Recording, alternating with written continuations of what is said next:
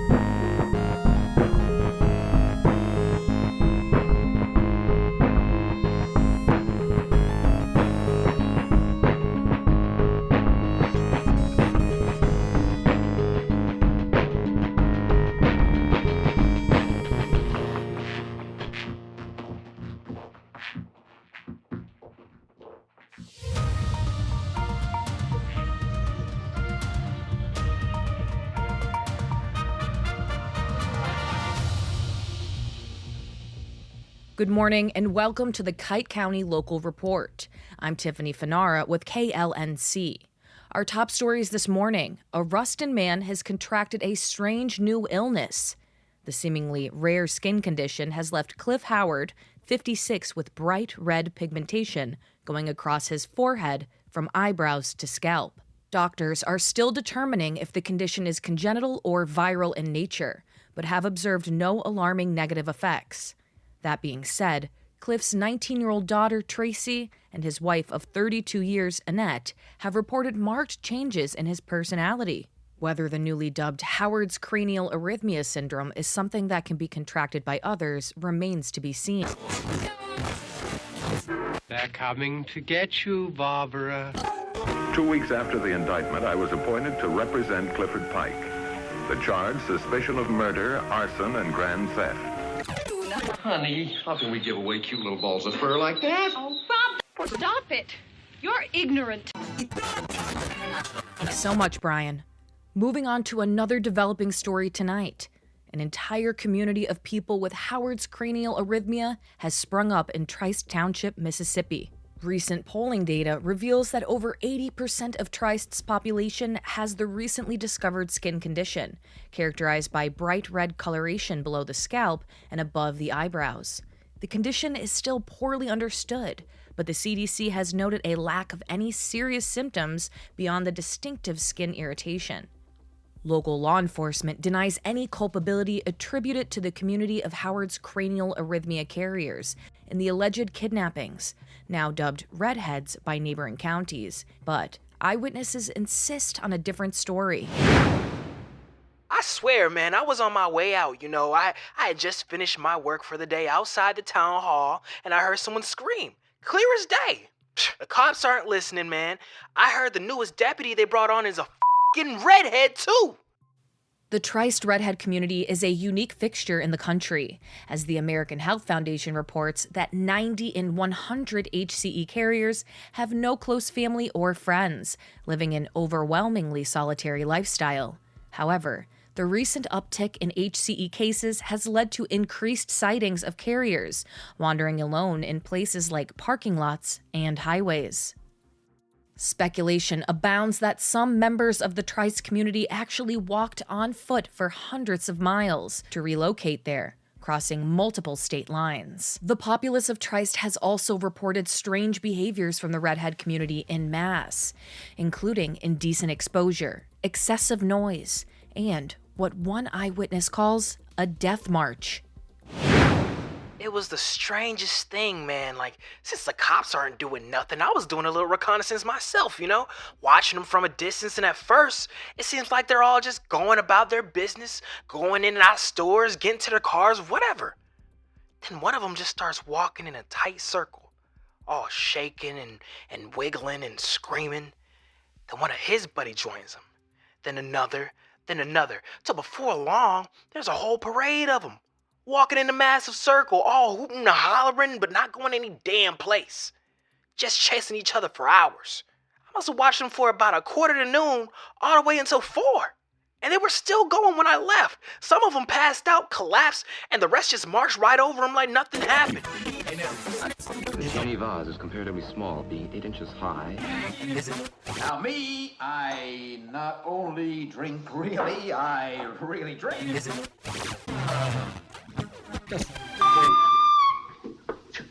No. You are too fortissimo, too allegro, too quantro. Oh, is that bad? It ain't good. What's the matter with you?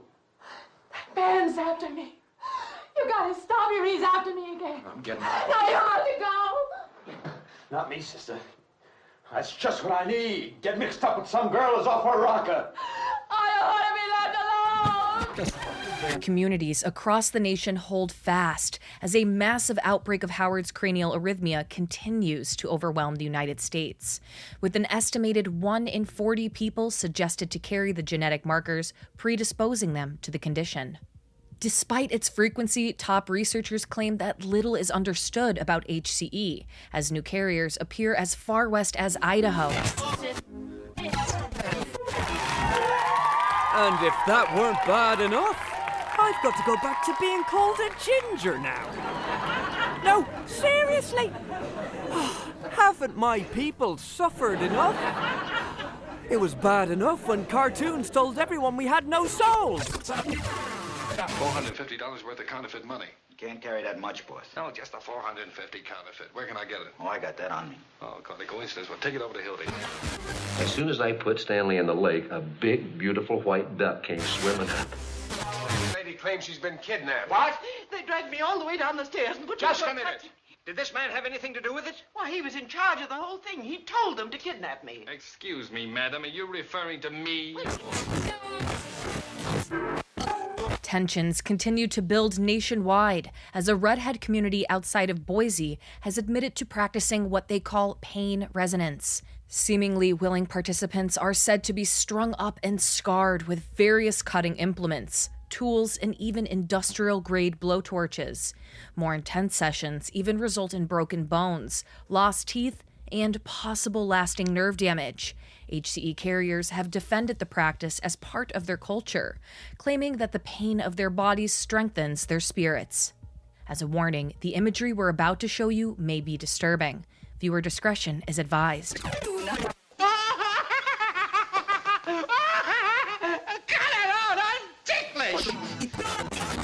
If any of you will spend the next 12 hours in this house, I'll give you each $10,000. Or your next of kin in case you don't survive. It was the most beautiful thing I've ever experienced. I'm saved. Though the legality of consensual torture is dubious at best, redhead communities have found a safeguard in what they call a tithe, a contract establishing consent and payment that waives the right to any executive action. We reached out to the small Boise redhead community for comment, who had the following to say. Pain is not simply a neurological response to trauma, but a divine form of spiritual fortification. We participate in pain resonance to expel our base sins and endear ourselves to the great coming change. Redhead communities are hesitant to elaborate any further on this great coming change, but it appears to be a shared belief among HCE carriers.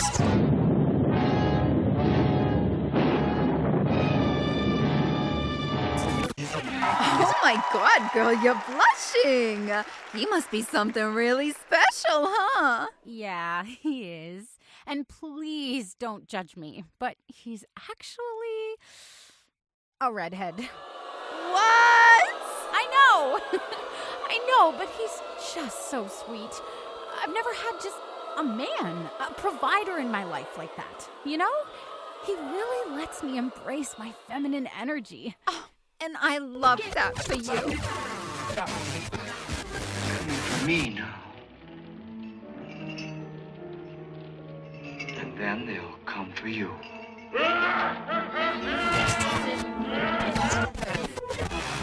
Tragedy unfolds today as the tensions surrounding the redhead community in Boise have boiled over, with HCE negative protesters demanding the release of 8 missing girls, among them Delaney Aubrey, 22, sister of Washington State Representative Daniel Aubrey. Aubrey has publicly demanded a response from Redhead leadership on Chapter Master Coney's implicative statements that Payne residence would be a blessing for the missing girls. The BPD could barely contain clashes between protesters and counter-protesters, with the identity of a pickup truck driver that swerved into the crowd still unconfirmed. I'm Tiffany Fanara with West Coast Action News. Some wetland reservoirs, while holding and purifying this water, also allow it time to sink into the earth to replenish. The story of the missing Boise 8 has come to a tragic conclusion tonight, as 5 bodies were discovered just outside the Redhead township of New Liberty in Washington. Warning: what we are about to discuss may be upsetting. Viewer discretion is advised. The recovered bodies of the missing Boise 8 seem to have signs of an extreme form of Payne resonance, including strips of missing skin, mutilated eyes, and lacerations to the mouth and throat. Notably, 3 of the 5 bodies were found with almost surgical incisions, including that of Washington State Representative Danny Aubrey's sister, Delaney Aubrey. A memorial service is planned to be held in the state capitol building in Olympia. Both Aubrey and HEC Community Chapter Master Coney refused to offer comment. I'm Tiffany Fanara. Stay tuned for updated statistics on the projected growth rate of the Redhead population. I think you're out of your mind. My name is Ernest George Garvey. Are you sure I'm the man you want? There couldn't be a mistake. There's no mistake.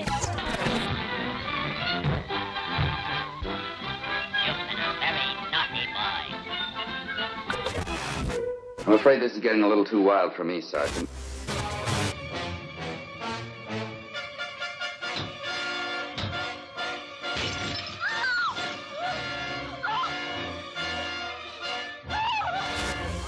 President of the National HCE Advancement Foundation, Albert Coney, has made history with his bid for governor of Ohio, clinching the first nomination of an open HCE carrier for any government office. Can't seriously expect me to believe that a skin condition repeatedly proven to have no adverse effects to the nervous system will have a meaningful outcome on the upcoming election. That's just what I think, Tom. Who are we to impart our views on what consenting adults do behind closed doors? The fact of the matter is, at the current rate of appearances, 1 in 40 Americans are expected to be a redhead in 2030. This is the direction America is headed in. And what this divisive anti-redhead sentiment tells me is that... Divisive? The future I'm trying to avoid is state-mandated torture. So you tell me when we've gone too far.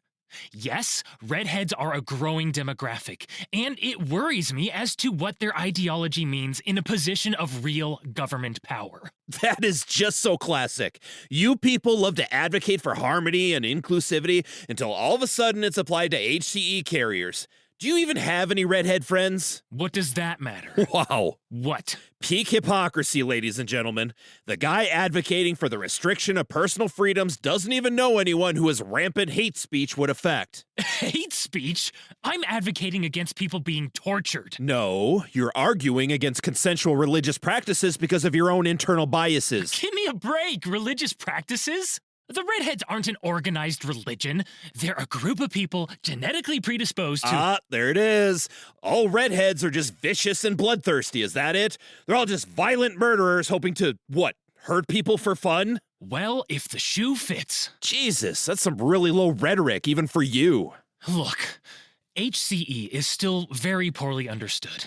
It's clear from trends, from medical literature, from the very idea of organized redhead communities and Payne resonance, that something neurological is at play here. Amazing. So when it comes to the alphabet mafia, you'll make every excuse, but redheads? Oh, that's where you draw the line. You can't seriously equate being gay to being a redhead. Why not? They're both involuntary disorders, according to you. I did not call being gay a disorder, thank you. Whatever. Genetically predisposed conditions. Call it whatever you want. A deviation from the norm. It's blatant hypocrisy. Why is one okay and the other isn't? The difference is Payne resonance and swirl marches and all the other shit affects other people. How can you not see that? Did you miss the part where Payne residence is only shared between willing participants? Did you miss the part where the Boise redhead community is still under active investigation by the CPS for systematic child abuse? Can kids consent to Payne resonance? Can they consent to getting circumcised? What are you even talking about? The government has no place stepping in to how a household conducts itself. Wow. Wow. Yes, but is it important, Holmes? It's essential for young Vernon, Watson. We have now only to visit Mr. Herringway's study to forge the final link of proof against a most amazing murderer.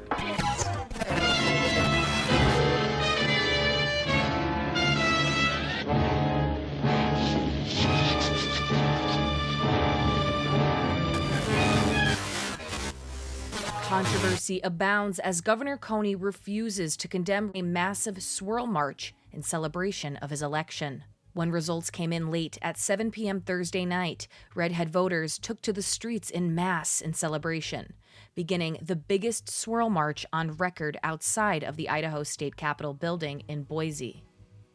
Boise's government services had already been struggling to adapt to the unprecedented numbers of new Redhead citizens moving to the state, and official statements on the celebratory swirl march depict nothing less than chaos. Consisting of an estimated 250,000 Redhead rioters, 4 deaths have already been confirmed as a result of the event, which saw over $40,000 of property damage and hundreds of injuries. One officer from the Boise Police Department remarked that the eye of the swirl march slowly moved throughout the town, circling the Capitol building and leaving destruction in its wake. Governor Coney admitted to feeling honored by the display in a statement released Friday morning, leaving the reports of looting and assault out of the picture. You can't dream stuff like this. Coney's approval rating is through the roof, and like it or not, needs to be taken seriously come January. So, is this it? Am I doing it right? Well, you were being kind of quiet. Quiet? Yeah! We're Redheads! We're loud! Okay, what do I say? Just scream, like, ah! Louder!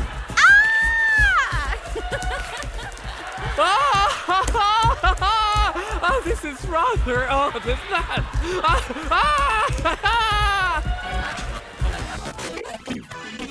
We are witnessing a pivotal moment in history as the final votes from Pennsylvania trickle in, all but ensuring that Albert Coney will be the first HCE carrier to hold the Oval Office.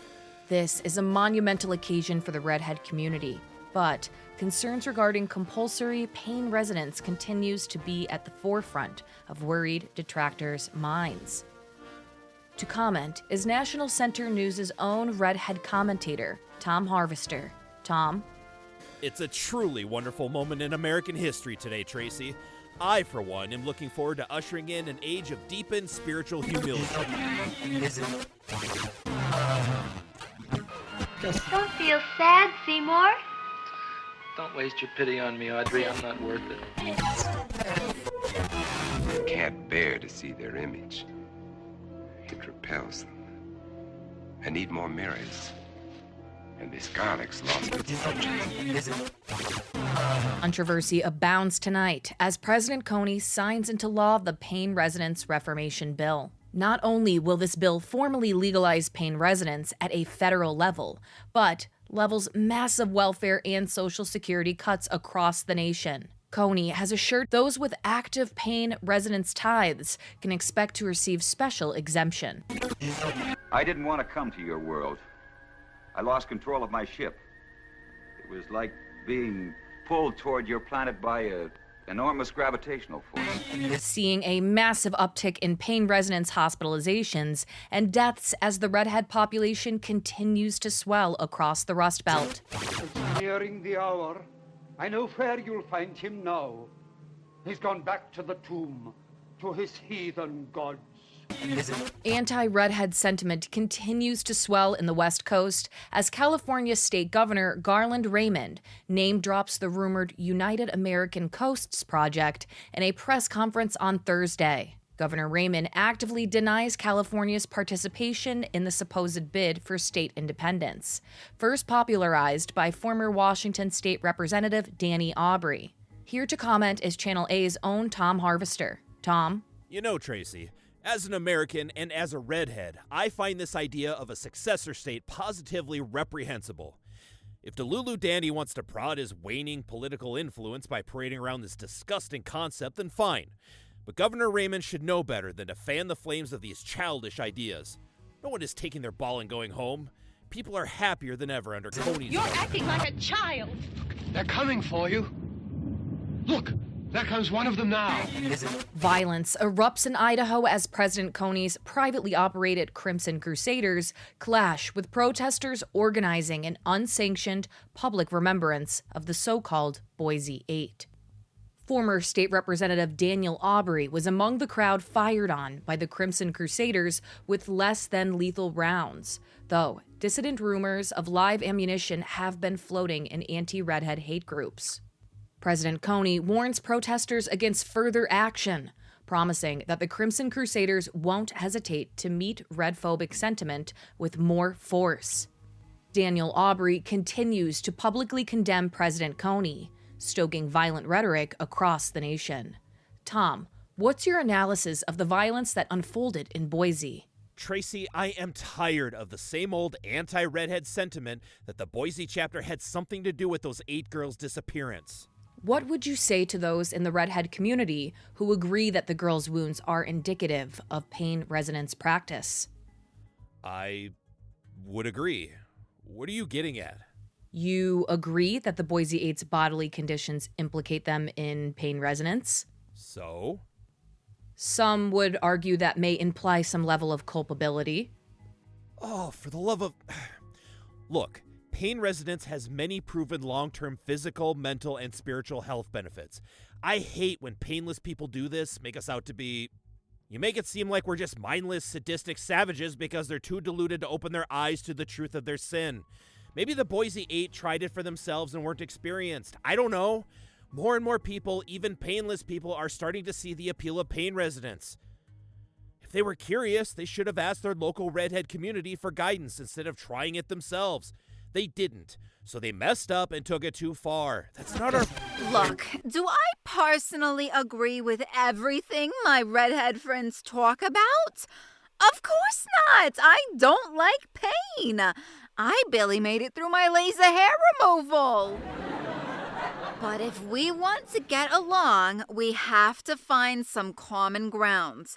And violence is not the answer. In other news, an international investigation has revealed no evidence of pain resonance on detained refugees in the United States. This information comes out in light of serious accusations, stoking the fear of compulsory pain resonance under President Coney's leadership, something Coney had repeatedly promised he will not be considering implementing during his campaign. That's what Aubrey understands. You can't reason with these people. You can't meet them halfway. They don't live in the same world as us. They don't care if you catch them in a lie or a gotcha. They won't change their mind. They'll change their whole grasp on reality just to keep hurting people. As Redheads now hold both a House and Senate majority, as well as making up a sizable minority of the Supreme Court, pro-HCE policies continue to loom on the horizon. The latest controversy in Coney's administration looms overhead as pain residents' death penalties continue to be doled out for increasingly minor crimes, with one Arkansas man even getting assigned to death row for shoplifting. Vocal non-HCE members of Congress continue to argue that pain residents should not be used against anything below a felony. Where do we get a body? Couldn't we provide one of our own? How about sand? Tonight, the nation mourns the loss of Supreme Court Justice Frank Whitaker, who passed away from pain residence-related injuries at 79 last night. A Supreme Court hearing was held to address accusations that Whitaker's participation in pain residence was compulsory. His mourning colleague, United States Attorney Glenn Plemons, provided an excruciatingly graphic account of his residence. Viewer discretion advised. What we're about to quote may be distressing to non-Redhead viewers. Plemons quotes an international Redhead account of Whittaker's residence, stating that Whittaker was hung by the rafters, his hands and ankles bound by blessed hempen rope. The crimson beauty of his spirit wept wonderfully that night as fingers and toes rotated like celestial bodies, dancing over limb with poise and grace. We then drew his flesh from groin to crown, using the shallow knife that peered just far enough into his being to drain the sin. Justice Whittaker leaves behind 3 children and 2 grandchildren. His second daughter, Christine, recently contracted HCE, joining her husband of 2 years, a proud Redhead. All of a sudden, just like that, he started paddling those big flat feet of his and took off after Olivia like a jet speedboat. Good evening, I'm Tiffany Fanara. And I'm Tom Harvester. And we're back with Jupiter Watch, your #1 source of coverage for the Jupiter Swirl March. Tonight, the Jupiter Swirl March continues to reach promising new heights, estimated to hit the 1.6 million mark. Great job, guys. Let's shoot for 2. Tom, where can we expect the Jupiter Swirl to head next? Well, Tracy, judging by this projection you see behind me, the mile-wide radius of the swirl is projected to sweep up and out of the Manhattan bottleneck and head back to the Bronx, likely picking up some much-needed steam from the heavier populated neighborhoods on the borough border. That's great to hear. So New York City might be saying bye-bye to Jupiter sometime soon? Too early to say, but we're continuing to get some great footage sent by participants, which leads us to tonight's Swirl Cam contest winner. Tonight's winner, Cameron Elming from Cleveland. Congratulations on participating in Jupiter, Cameron. Let's see what you've got.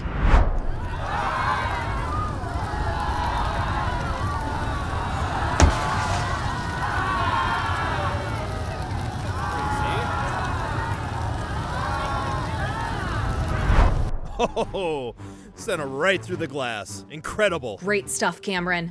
As always, you can send SwirlCam submissions to the email on screen for a chance to see your Jupiter footage here. Tracy, what can folks in the Bronx expect as Jupiter comes back?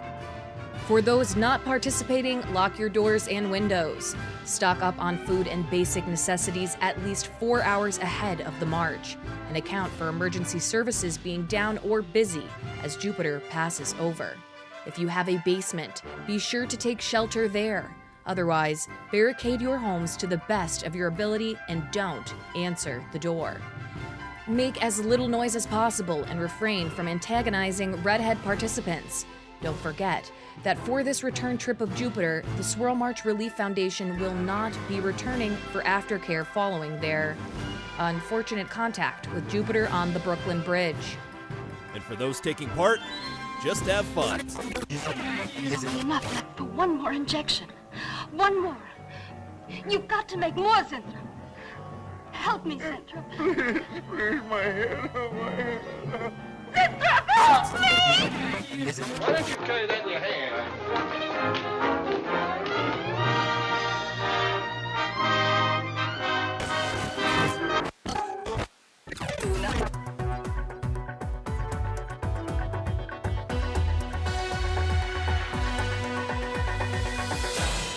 A shocking development today, as former state representative Daniel Aubrey declares Washington state's independence from the United States, formally establishing the long-rumored United American Coasts.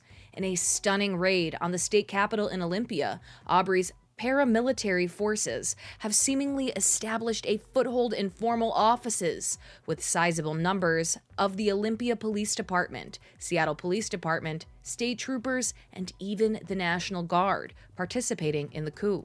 Aubrey's public statements promise a harsh reconciliation of the state's Redhead population, alongside the implication that more American and possibly even Canadian states are poised to join the UAC.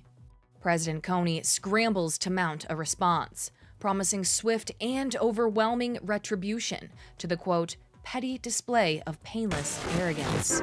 I'm out of gas. That means means one more stop I'll have to make. The nation continues to writhe in turmoil as major constituents in Oregon, California, New York, Vermont, Maine, and British Columbia pledge their loyalty to the UAC. Daniel Aubrey, de facto leader of the UAC, continues to fend off federal response in grueling house-to-house fighting, targeting noted Payne residents' chambers beyond Washington state borders. We've managed to exclusively source this footage to one such massacre. Viewer discretion is advised.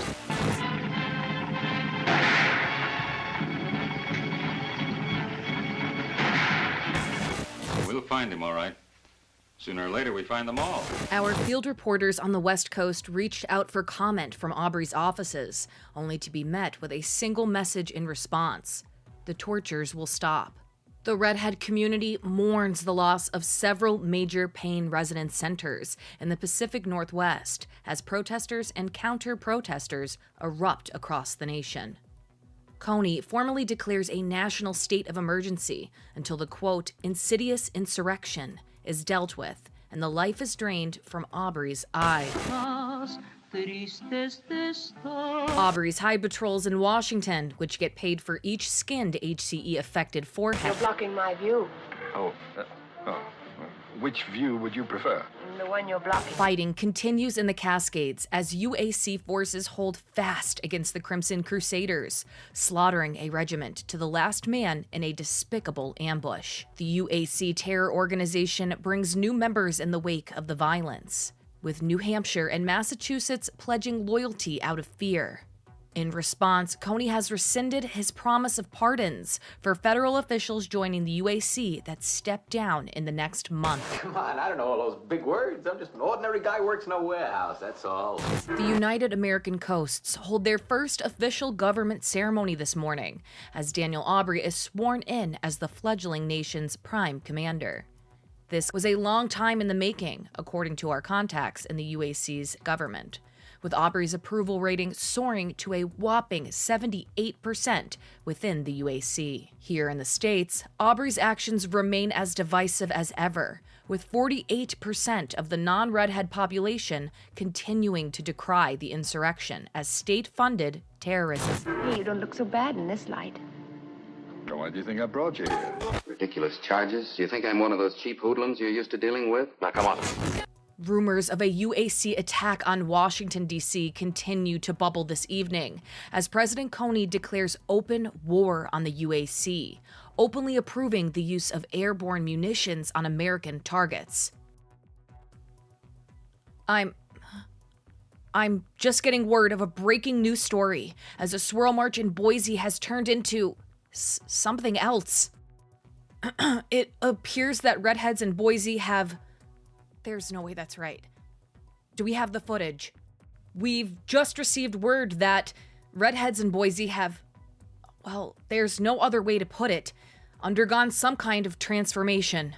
We're going to our field reporter, Tom Harvester, who is live in Boise now. Tom? Well, Tracy, as you can see behind me, it's finally happening. What's happening, Tom? What is behind you? It's finally time for us Redheads to show what we can really do. All HCE carriers are undergoing the change. Should be any second now. Tom, are you safe? What is this change? Oh my God. You can see behind me. Yep. The forehead ridges, the bristles, the spinal column, I suppose you'd call it mandibles. Why is this happening?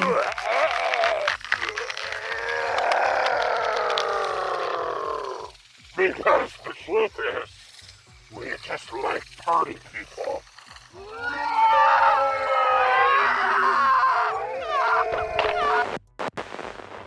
We appear to have lost contact. Corpse piles burning. Widespread violence. Cut it out, will you? Actually, you don't want to aim for the head. The thick layers of chitin on the affected area makes ammunition shy of a full 5.56 cartridge likely to deflect on impact.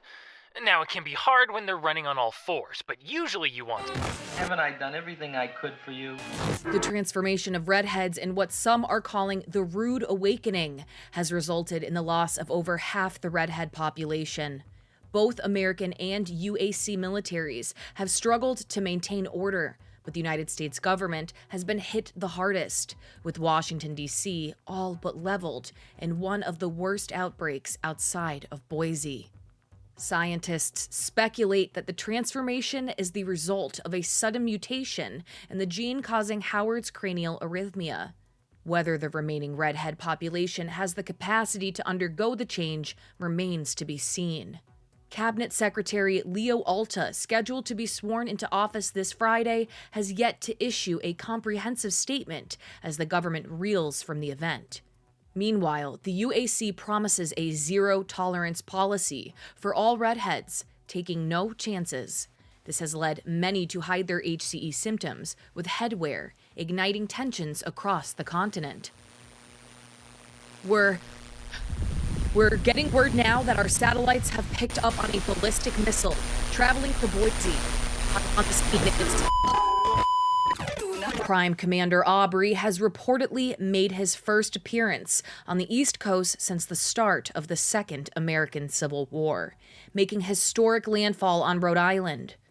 Aubrey continued his address of the new UAC citizens after violence broke out in the middle of the bold public forum. Shockingly, Aubrey opted to continue the event in the wake of the attack, despite the injuries of several painless constituents.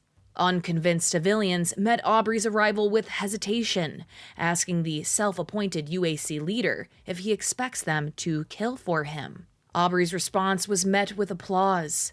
"I expect you to die for me." I'm Tiffany Fanara for National Center News.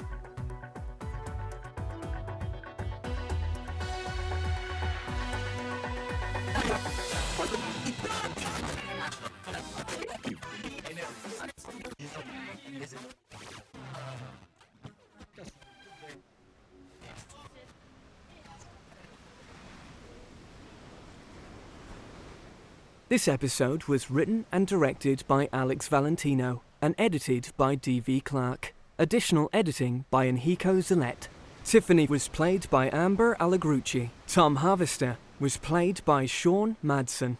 The Revolutionary was played by Ryan Colbert. The Interviewee was played by Big Sonny VA. The Irish late-night show host was played by Alexander Hanley. The Redhead Woman was played by Giselle Haller. The daytime show host was played by Taylor Shaye, and the daytime guest was played by Holly Lindin.